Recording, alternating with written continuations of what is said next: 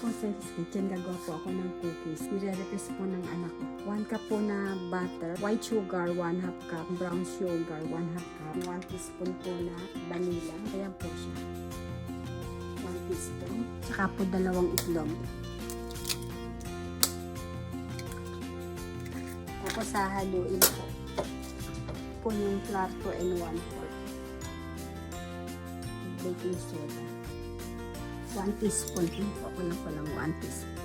1 teaspoon pa. So, inside po. So, po yung cornstarch.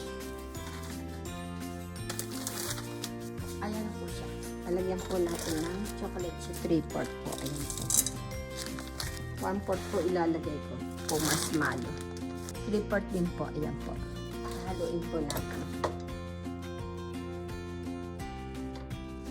Ito na po siya.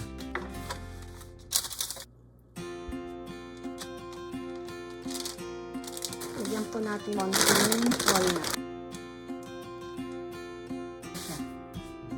Ito po siya. Ito po siya. Very soft po. Ayan po. Malambot. Fresh.